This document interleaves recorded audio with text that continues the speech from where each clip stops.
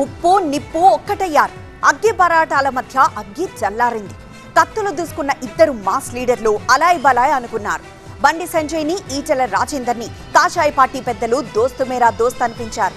తెలంగాణలో అధికారం తమదే అంటున్న బీజేపీ ఇందుకు తగినట్లు ఇంటిని చక్కదిద్దుకునే పనులు స్పీడ్ పెంచింది.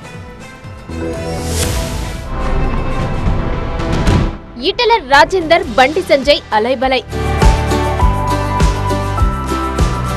వీళ్ళిద్దరూ ఒకే పార్టీ నేతలు కాబట్టి అలాయ్ బలాయ్ చేసుకోవడంలో విశేషమేముందనే కదా మీ డౌట్.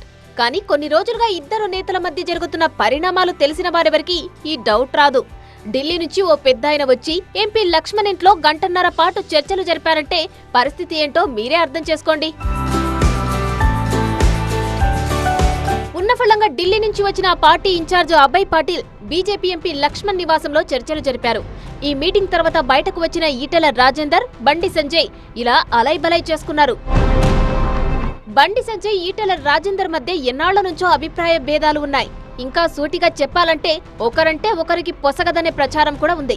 దీనికి చెక్ పెట్టేందుకే అభయ్ పాటిల్తో మీటింగ్ అనేది పబ్లిక్ లో ఉన్న ప్రచారం. కానీ పార్టీలో నేతల మధ్య ఎలాంటి విభేదాలు లేవన్నారు ఆ పార్టీ ఎంపీ లక్ష్మణ్.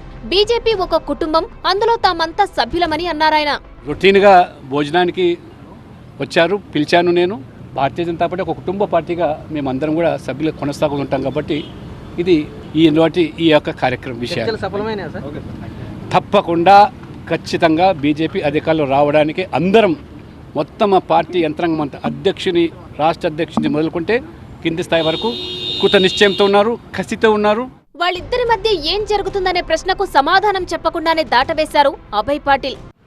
बंडी संजय ईटेला सही हो गए। बंडी आप ईटेला इनसे पूछ लो, लक्ष्मण जी ने जो बताया ना वही बात है। బండి, ఈటెల మధ్య గ్యాప్ కారణంగా పార్టీకి నష్టం జరుగుతుందని గమనించిన నాయకత్వం దీనిని పరిష్కరించే బాధ్యత తీసుకుంది. రామచంద్రరావుతో పాటు ఆర్ఎస్ఎస్ రిపోర్టుల ఆధారంగా వారి మధ్య రాజీ కుదిర్చే ప్రయత్నాలు చేసింది పార్టీ అధిష్టానం.